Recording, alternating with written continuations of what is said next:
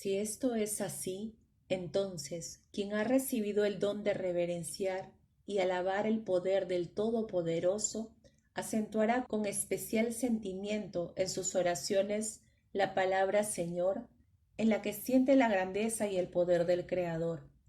El que ha recibido la secreta efusión de amor en su corazón, se transporta en rapto y se llena de alegría al exclamar Jesucristo, del mismo modo que cierto anciano, que no podía oír el nombre de Jesús sin experimentar un extraordinario desbordamiento de amor y de gozo, aun en una conversación normal.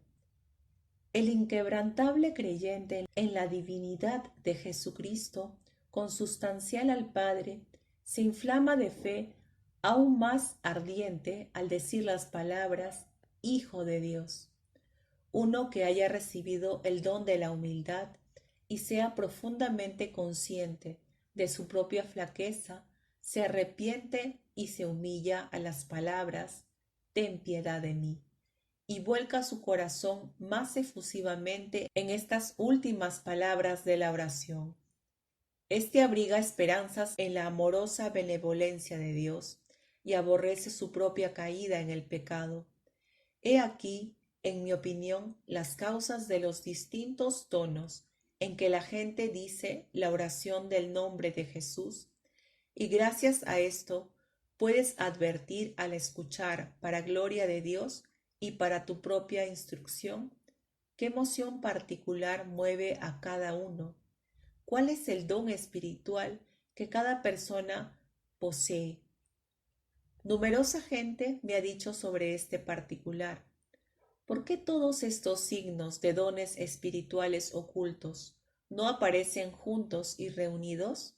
Entonces, no solo una, sino cada palabra de la oración estaría impregnada del mismo tono de arrebato.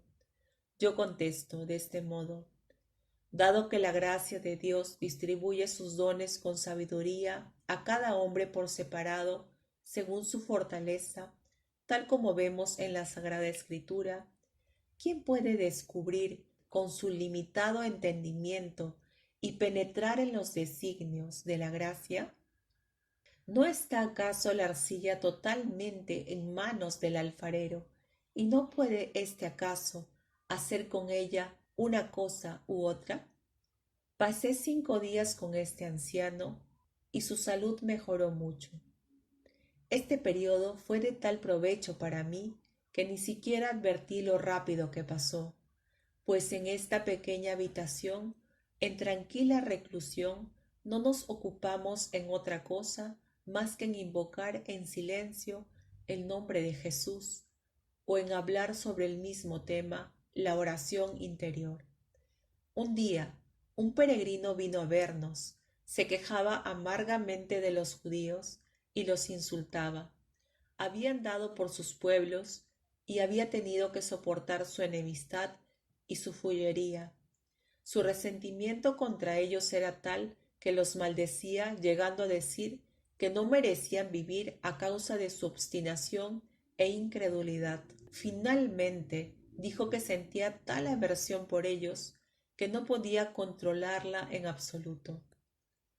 No tienes ningún derecho, amigo, dijo el anciano, a insultar y maldecir a los judíos de este modo. Dios los hizo a ellos como nos hizo a nosotros. Deberías apenarte por ellos y rogar por ellos, no maldecirlos.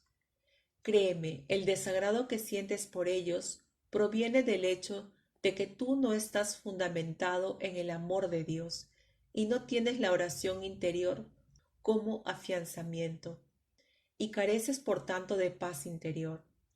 Te leeré un pasaje de los Santos Padres acerca de esto. Escucha, esto es lo que escribe Marcos el asceta.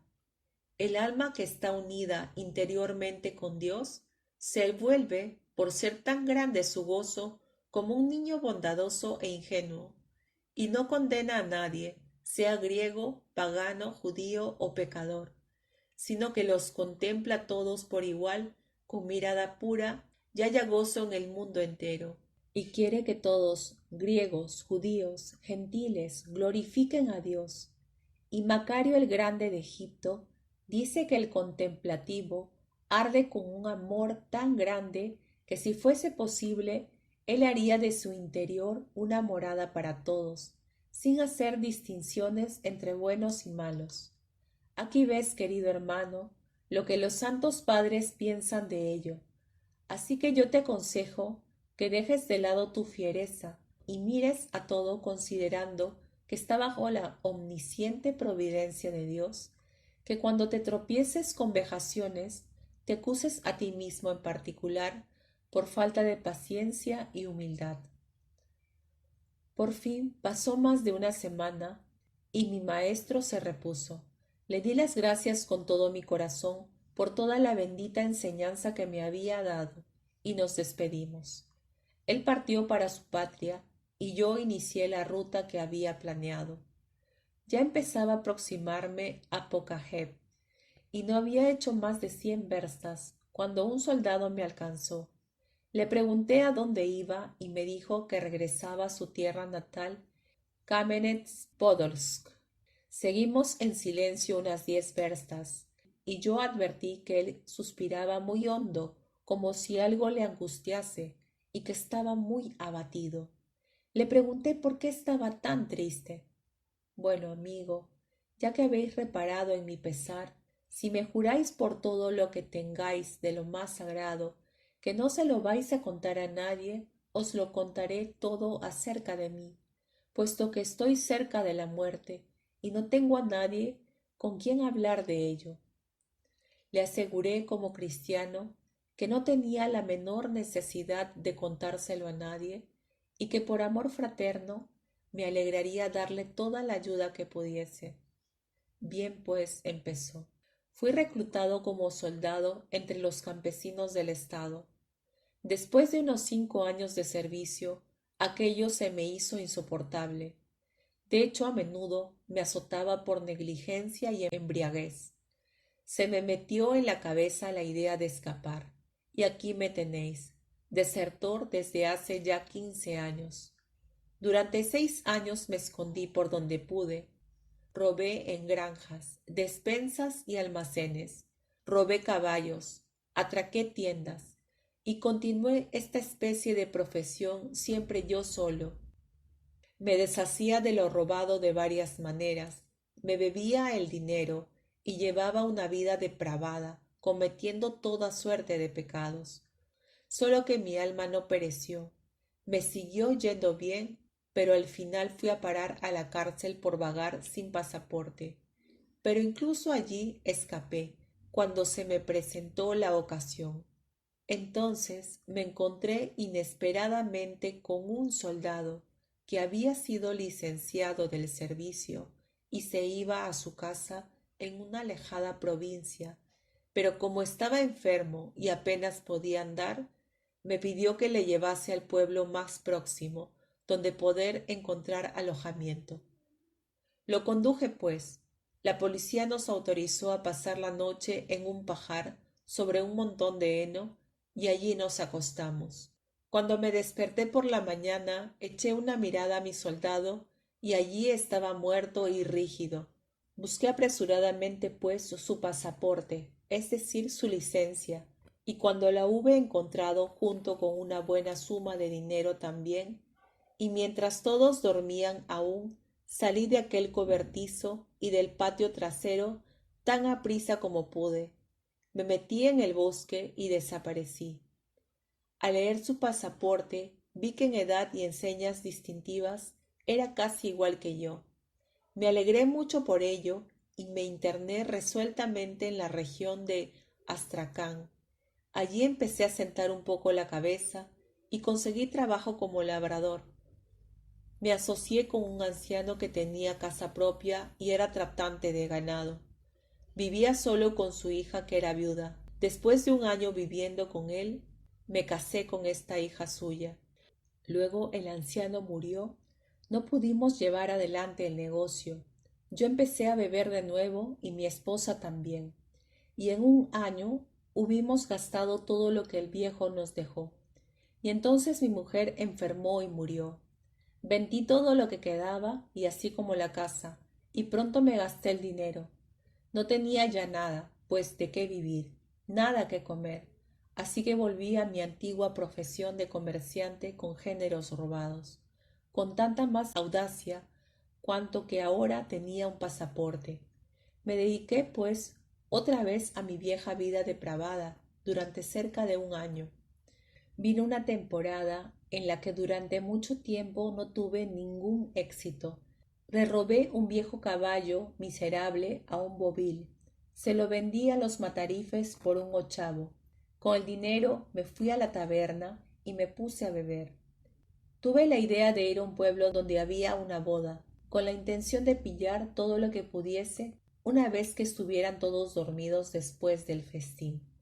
Como el sol no se había puesto todavía, me metí en el bosque para esperar la noche. Allí me tumbé y caí en profundo sueño, y entonces tuve un sueño, en el que me vi en una ancha y hermosa pradera. De repente una nube horrible se levantó en el cielo, y luego sobrevino un trueno tan espantoso que el suelo tembló bajo mis pies, y fue como si alguien me hincase hasta los hombros en la tierra, el cual me oprimía por todos lados. Sólo mis manos y mi cabeza quedaban fuera.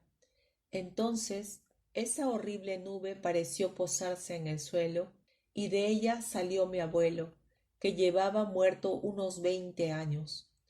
Fue un hombre muy recto, y durante 30 años ejerció de capillero en nuestro pueblo.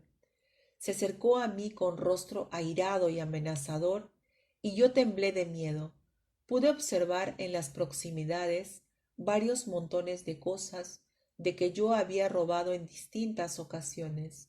Aún me asusté más. Mi abuelo vino hacia mí y señalando el primer montón dijo amenazadoramente: ¿Qué es eso? Dale. Y de pronto la tierra y todo a mi alrededor se puso a estrujarme de tal modo que no podía soportar el dolor y el desmayo. Gemí y exclamé: Ten piedad de mí. Pero el tormento prosiguió. Entonces mi abuelo señaló otro montón y dijo de nuevo: ¿Qué es eso? Estrújale más fuerte. Y sentí un dolor y una angustia tan intensos que ninguna tortura en el mundo puede comparárseles. Finalmente mi abuelo trajo a mi lado el caballo que yo había robado por la tarde y exclamó: ¿Y esto qué es? Dale tan fuerte como puedas. Y sentí un dolor tal por todas partes que no puedo describirlo. Así fue de cruel, terrible y extenuante. Fue como si me hubiesen quitado todas las fuerzas, y yo me ahogaba con aquel espantoso dolor. Sentí que no podría resistirlo, y que perdería el conocimiento si aquella tortura continuaba un poco más. Pero el caballo dio una coz, me alcanzó la mejilla abriéndomela, y en aquel momento de recibir este golpe, desperté horrorizado y temblando como un alfeñique. Vi que ya era de día y que el sol se levantaba. Toqué mi mejilla y sangraba, y aquellas partes que en el sueño habían estado enterradas estaban todas, por así decirlo, duras y tiesas, y tenía agujetas en ellas.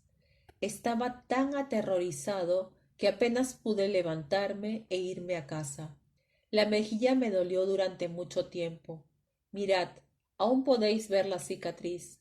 No estaba aquí antes, y así después de esto, el miedo y el horror me asaltaban a menudo.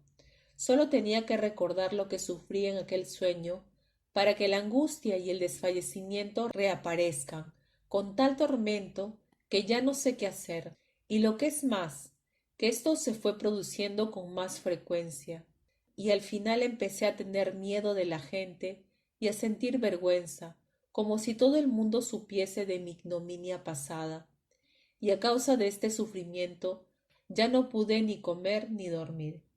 Y a causa de este sufrimiento ya no pude ni comer ni dormir. Me quedé hecho un pingajo. Pensé en ir a mi regimiento y declararlo todo abiertamente. Quizá Dios perdonase mis pecados si yo aceptaba mi castigo. Pero tuve miedo y perdí el valor al pensar que me harían correr baquetas. Así pues, perdiendo la paciencia, quise ahorcarme, pero se me ocurrió pensar que en cualquier caso yo no voy a vivir mucho, pronto moriré, pues he perdido todas mis fuerzas. Así que pensé volver para despedirme de mi tierra y morir en ella. Tengo un sobrino allí, y heme aquí que llevo ya 6 meses de camino, mientras que la aflicción y el miedo me hacen desdichado. ¿Qué pensáis, hermano? ¿Qué he de hacer? Realmente ya no puedo aguantar mucho más. Cuando escuché todo esto quedé admirado y alabé la sabiduría y la bondad de Dios, al ver los diferentes caminos por los que alcanza a los pecadores. Así que le dije, querido hermano, deberíais haber rezado a Dios durante este tiempo de miedo y angustia. Este es el gran remedio para todos nuestros males. Ni hablar, dijo. Pensé que en cuanto me pusiese a rezar, Dios me iba a aniquilar. ¡Qué disparate, hermano! Es el diablo quien pone tales ideas en vuestra cabeza.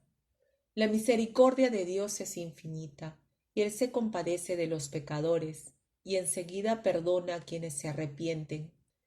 Puede que no sepáis la oración de Jesús. Señor Jesucristo, ten piedad de mí, pecador. Se va diciendo continuamente. Vaya, sí la conozco esta oración. Solía repetirla a veces para darme ánimos cuando iba a cometer un robo. Entonces, atended, Dios no os aniquiló cuando estabais de camino de cometer una mala acción y decías la oración. ¿Va a hacerlo ahora si empezáis a rezar el camino del arrepentimiento? Ya veis, pues, cómo vuestros pensamientos provienen del diablo.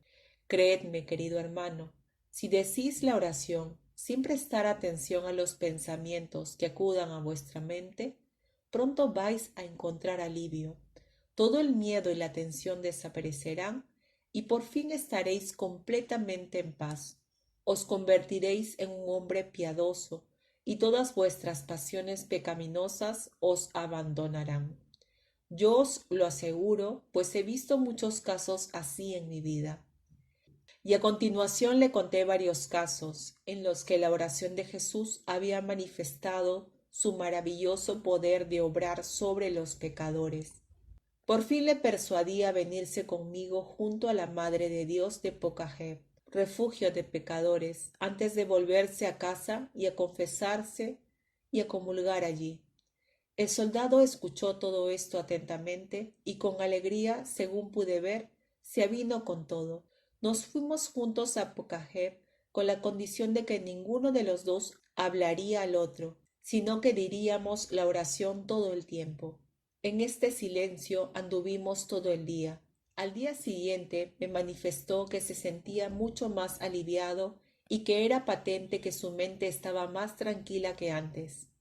Llegamos a Pocahé al tercer día, y yo le exhorté a no interrumpir la oración ni de día ni de noche, mientras estuviera despierto, y le aseguré que el santísimo nombre de Jesús, que resulta insoportable para nuestros enemigos espirituales, tendría la fuerza para salvarle. Sobre este punto le leí en la Filocalia que aunque debemos decir la oración de Jesús en todo momento, es especialmente necesario hacerlo con el mayor cuidado cuando nos preparamos para la comunión. Así lo hizo, y luego se confesó y tomó la comunión.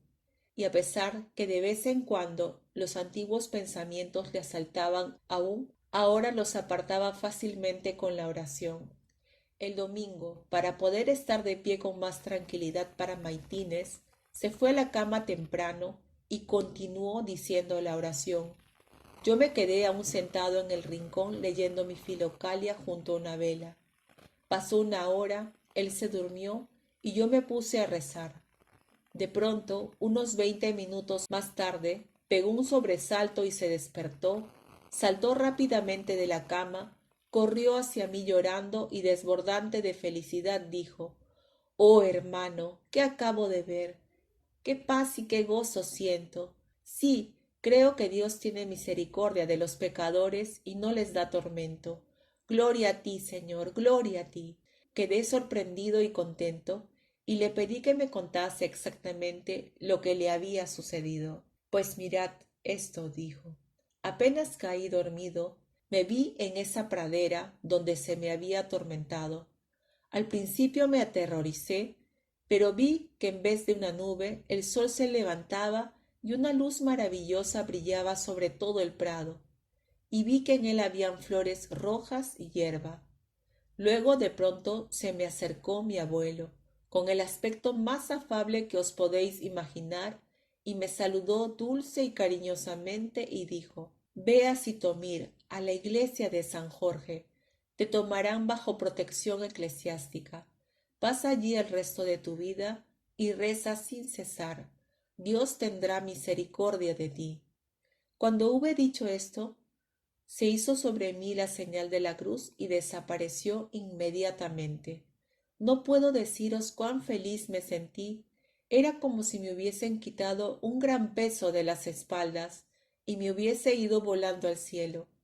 En aquel momento me desperté con el alma tranquila y mi corazón tan lleno de gozo que no sabía qué hacer. ¿Qué debo hacer ahora? Me pondré en marcha inmediatamente para Sitomir, como mi abuelo me indicó. Se me hará fácil yendo con la oración. Pero esperad un momento, querido hermano. ¿Cómo podéis partir en mitad de la noche? Quedaos para maitines, rezad vuestras oraciones y luego id con Dios. Ya no nos fuimos a dormir después de esta conversación. Fuimos a la iglesia y él se quedó a maitines. Rezamos de veras con lágrimas, y dijo que sentía una gran paz y contento, y que la oración continuaba felizmente. Luego, después de la liturgia, tomó la comunión, y cuando hubimos tomado algún alimento, fui con él hasta la carretera de Sitomir, donde nos despedimos con lágrimas de dicha. Tras esto me puse a pensar sobre mis propios asuntos. ¿A dónde iría ahora? Al final decidí volver otra vez a Kiev. La sabia enseñanza de mi sacerdote me atraía allí, y además, si me quedaba con él, quizás pudiese encontrar algún filántropo devoto de Cristo que me pusiera de camino a Jerusalén, o al menos al monte Athos. Aún me quedé una semana más en Pokajep, empleando el tiempo en traer al recuerdo todo lo que había aprendido de aquellos a quienes había encontrado en mi viaje, y en tomar apuntes de gran número de cosas útiles. Luego me preparé para el viaje, me puse mi cotonca y me fui a la iglesia para encomendar mi viaje a la Madre de Dios. Cuando hubo terminado la liturgia, recé mis oraciones y me dispuse a partir. Estaba de pie al fondo de la iglesia, cuando entró un hombre que aun cuando no vestía ricos ropajes, pertenecía sin duda a la clase distinguida, y que me preguntó dónde vendían las velas. Yo se lo indiqué. Al final de la liturgia me quedé rezando en la capilla de la Santa Huella. Cuando hube terminado mis oraciones me puse en camino. Había avanzado unos pasos por la calle, cuando vi en una de las casas una ventana abierta, al lado de la cual un hombre estaba sentado leyendo un libro. Mi camino vino a pasar justo bajo esa ventana, y vi que el hombre sentado allí era el mismo que me había preguntado lo de las velas en la iglesia. Al pasar me quité el sombrero, y al verme me hizo señas de que me acercase a él y dijo: Supongo que debe ser un peregrino, ¿no es verdad? Sí, respondí. Me pidió que pasase y quiso saber quién era y a dónde me dirigía. Le conté todo sobre mí, sin ocultar nada. Me ofreció un poco de té y se puso a hablarme. Escucha, alma de Dios, yo te aconsejaría ir al monasterio de Solovetsky. Hay allí un esquit tranquilo, muy retirado, llamado Ansersky. Es como un segundo Athos, y todo el mundo es bienvenido allí. El noviciado solo consiste en leer en turnos el salterio en la iglesia durante 4 horas de cada 24. Yo mismo me voy allí y he hecho voto de ir a pie. Podríamos ir juntos. Iría más seguro contigo. Dicen que es una ruta muy solitaria. Pero por otro lado, yo tengo dinero y podría procurar tu sustento durante todo el viaje. Y yo propondría que fuésemos en estas condiciones, que caminásemos a unos 20 pasos uno del otro, así no nos estorbaríamos mutuamente, y mientras anduviésemos podríamos ocupar el tiempo en leer todo el rato o en meditar. Piénsalo bien, hermano, y acepta. Te valdrá la pena. Cuando escuché esta invitación, tomé este acontecimiento por una señal para mi viaje que me ofrecía la Madre de Dios, a quien había pedido que me mostrase el camino a la bienaventuranza. Y sin pensarlo dos veces, acepté enseguida. Al día siguiente emprendimos el viaje. Anduvimos durante 3 días uno detrás del otro, tal como habíamos convenido. Él leía un libro en todo momento, un libro del que nunca se apartaba ni de día ni de noche, y a veces meditaba sobre algo. Al fin nos detuvimos en un lugar determinado para cenar. Él comió con el libro abierto delante y sin apartarle la vista. Vi que el libro era un ejemplar de los Evangelios y le dije: ¿Me permitís una pregunta, señor? ¿De por qué no separáis de los Evangelios ni un instante, ni de día ni de noche? ¿Por qué los tenéis siempre en la mano y los lleváis con vos? Porque de él y sólo de él aprendo casi continuamente, respondió. ¿Y qué aprendéis? Dije a continuación. La vida cristiana, que se resume en la oración. Considero que la oración es el medio más importante y necesario para la salvación y el primer deber de todo cristiano. La oración es el primer paso en la vida piadosa y asimismo su corona, y es por tal motivo por el que el Evangelio manda la oración incesante.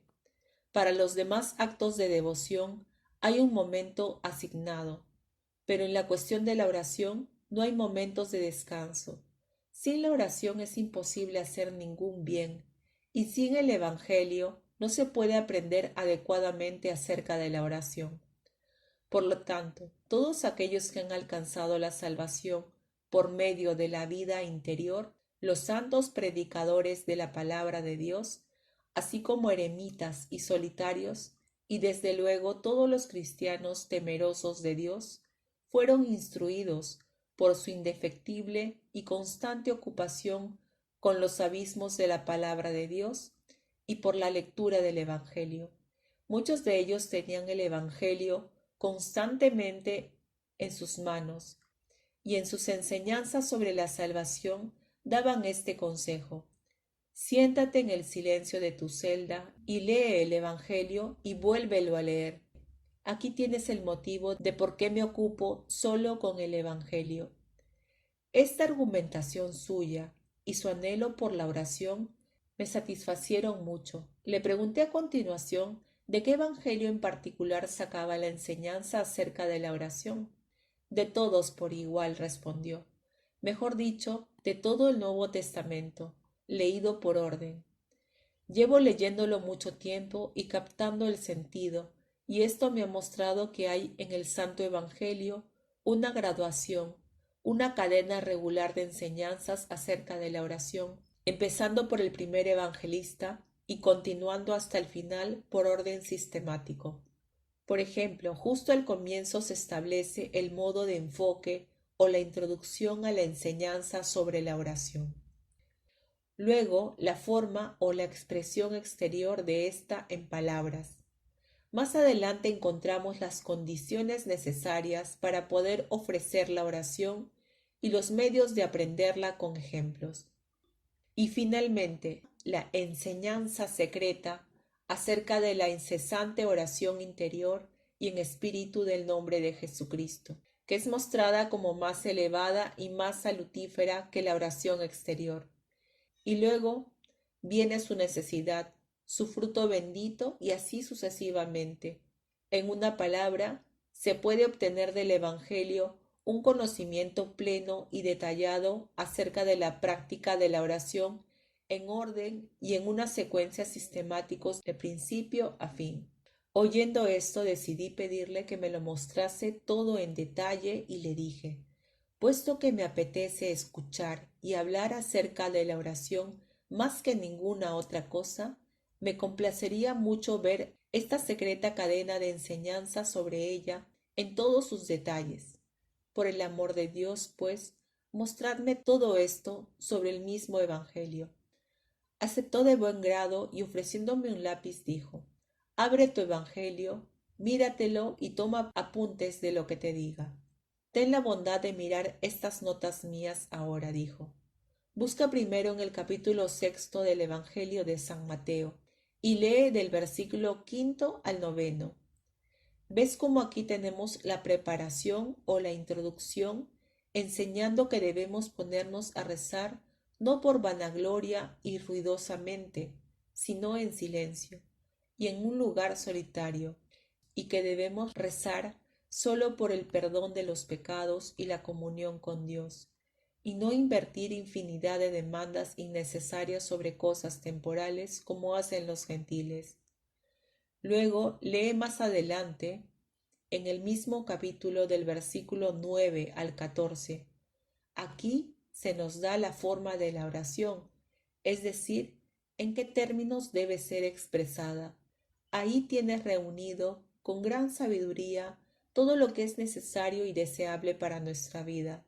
Después continúa leyendo los versículos 14 y 15 del mismo capítulo y verás las condiciones que es necesario observar para que la oración sea eficaz, ya que Dios no perdonará nuestros pecados a menos de que perdonemos a los que nos han agraviado. Pasa ahora al capítulo 7 y hallarás del versículo 7 al 12 cómo tener éxito en la oración, cómo ser intrépido en la esperanza. Pedid, buscad, llamad. Estas expresiones enérgicas describen la frecuencia en el rezo y el apremio a practicarlo, de tal modo que la oración no sólo acompañe toda acción, sino que incluso la preceda en el tiempo. Esto constituye la principal propiedad de la oración. Verás un ejemplo de ello en el capítulo 14 del Evangelio de San Marcos, del versículo 32 al 40, donde el propio Jesucristo repite a menudo las mismas palabras en la oración.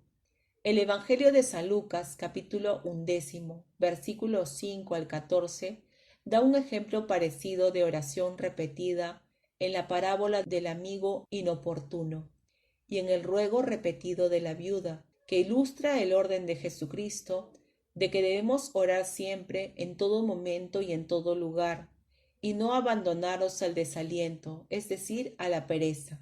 Después de esta detallada enseñanza, es el Evangelio de San Juan el que nos muestra la enseñanza esencial acerca de la secreta oración interior del corazón.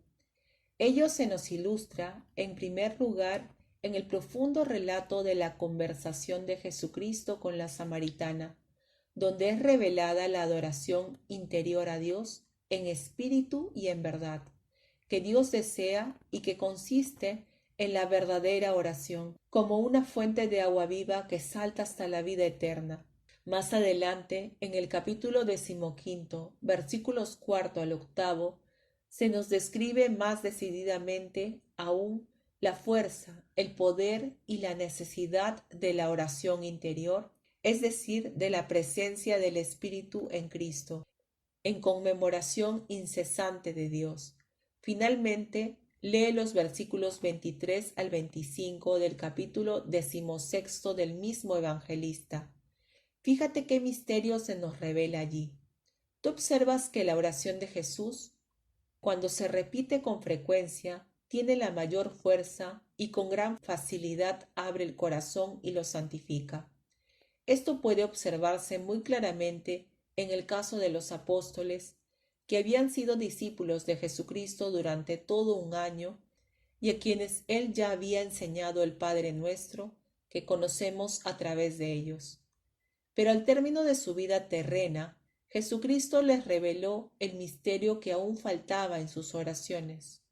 A fin de que su oración pudiese dar un claro paso adelante, les dijo: hasta ahora no habéis pedido nada en mi nombre. En verdad os digo, cuando pidieras al Padre en mi nombre, os lo dará. Y así sucedió en su caso, puesto que siempre, ya luego, cuando los apóstoles hubieron aprendido a ofrecer oraciones en el nombre de Jesucristo, cuántas obras maravillosas realizaron y cuán abundante luz fue derramada sobre ellos.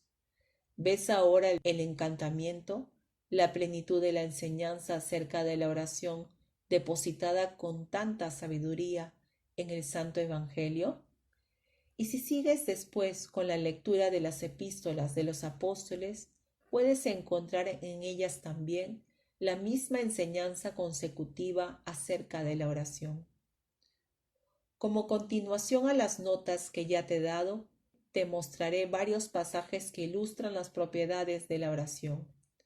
Así, en los Hechos de los Apóstoles se describe su práctica, es decir, el constante y diligente ejercicio de la oración de los primeros cristianos que fueron iluminados por su fe en Jesucristo.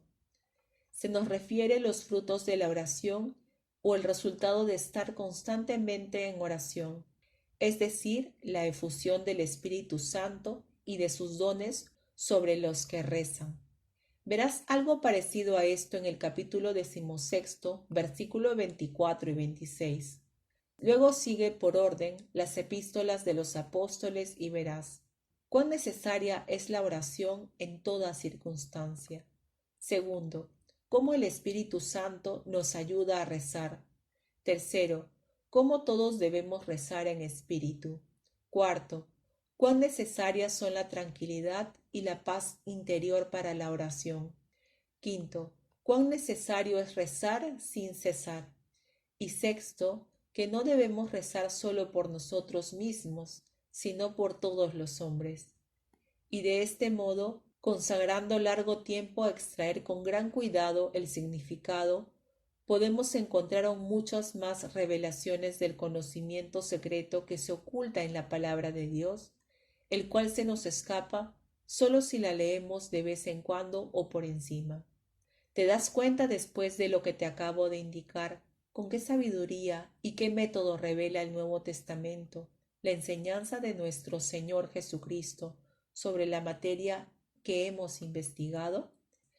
¿En qué maravillosa secuencia está expuesta en los 4 evangelistas? Y de este modo, en San Mateo vemos el acceso, la introducción a la oración, la forma concreta de ésta, las condiciones de la misma y así sucesivamente. Sigamos adelante. En San Marco encontramos ejemplos, en San Lucas parábolas, en San Juan el ejercicio secreto de la oración interior, aunque esto también se encuentre en los otros evangelistas, bien sea brevemente, bien por extenso. En los Hechos se nos describe la práctica de la oración y sus resultados, y en las epístolas de los apóstoles, y en el propio Apocalipsis, muchas propiedades asociadas inseparablemente con el acto de rezar. Y ahí tienes la razón por la cual los evangelios me bastan como maestros en todos los caminos de salvación. Durante todo el tiempo que fue mostrándome esto e instruyéndome, yo fui marcando en los evangelios, en mi Biblia, todos los pasajes que él me señalaba. Esto me pareció muy digno de notar e instructivo, y le di las gracias. Luego seguimos durante otros 5 días en silencio. Los pies de mi compañero empezaron a dolerle mucho, y sin duda a causa de no estar habituado a caminar continuamente. Así que alquiló una carreta con un par de caballos y me llevó con él. Y así hemos llegado a vuestros alrededores, donde hemos permanecido 3 días para poder, una vez que hayamos descansado un poco, partir directos hacia Ansersky, a donde él está ansioso por ir. El anciano: este amigo tuyo es magnífico. A juzgar por su devoción, debe ser muy instruido. Me gustaría verle. El peregrino: nos alojamos en el mismo lugar. Os lo voy a traer mañana. Ahora ya es tarde. Adiós.